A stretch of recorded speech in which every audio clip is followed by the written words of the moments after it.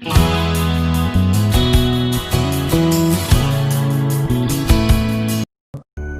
dewandaru ketika masih muda berwarna hijau, makin tua warnanya berubah jadi kuning, oranye, lalu merah. Tumbuhan ini memiliki nama Latin Yodsiania uniflora, dan sebenarnya berasal dari pantai timur Amerika Selatan. Seperti daerah Suriname, Guyana Perancis, Brasil bagian selatan, serta sebagian Paraguay, Argentina, dan Uruguay. Di Indonesia sendiri, kamu bisa menjumpainya di Jawa, Sumatera, dan pulau-pulau kecil sekitarnya. Meski memiliki banyak kisah mistis, tumbuhan ini termasuk tanaman obat yang memiliki beragam khasiat. Wikipedia menyebutkan tumbuhan ini relatif tahan hama dan mengandung antioksidan yang tinggi. Buahnya dapat dikonsumsi langsung, rasanya asam hingga manis, bergantung pada tingkat kemasakan dan kultivarnya. Buah yang merah gelap kehitaman, memiliki rasa manis, dan kaya akan vitamin C serta vitamin A. Tak hanya itu, warna oranye dan merah pada buah menunjukkan bahwa di dalamnya terdapat kandungan senyawa golongan karotenoid. Senyawa ini merupakan antioksidan yang bekerja melawan radikal bebas pada tubuh manusia. Sementara bagian bijinya dapat digunakan sebagai obat diare. Hal ini karena biji buah dewandaru mengandung protein tertentu yang bisa menghambat pertumbuhan kuman penyebab diare. Terakhir, minyak esensial dari daun dewandaru mengandung antihipertensif, antidiabetik, antitumor, dan analgesik.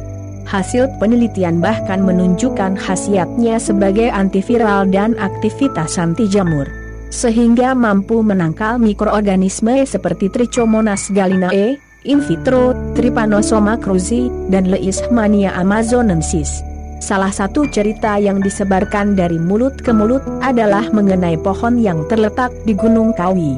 Keberadaannya diyakini mampu menjadi perantara kekayaan, sehingga bagian dari pohon seperti ranting, daun, dan buah yang jatuh selalu menjadi rebutan.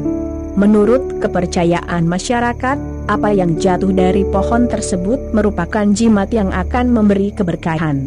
Kayu dewandaru memiliki aroma yang harum, sehingga sering digunakan sebagai sarana pencapaian kesempurnaan dalam ilmu kanuragan.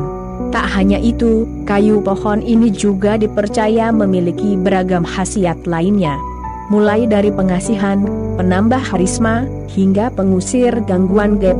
Oleh sebab itu, banyak pengrajin yang memanfaatkan kayu dewandaru untuk membuat tongkat, tasbih, dan lainnya.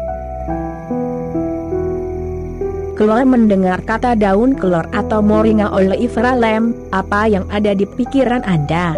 Mungkin bisa jadi salah satunya mampu mengusir makhluk gaib. Hal itu salah satu mitos dari daun kelor. Tak hanya itu, daun kelor juga disebutkan sebagai alat peluntur jimat. Ada kepercayaan di masyarakat, daun kelor dapat digunakan untuk pengusir jin, anti guna-guna dan ilmu hitam.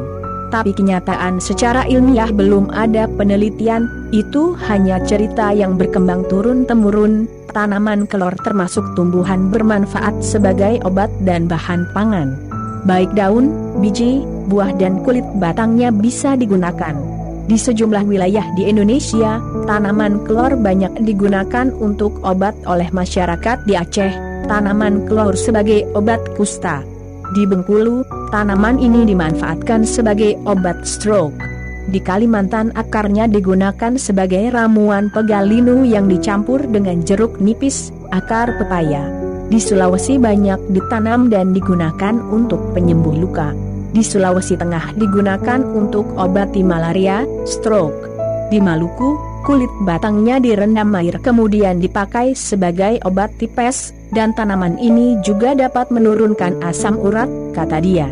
Terlepas dari itu kita kembalikan kepada keyakinan kita masing-masing.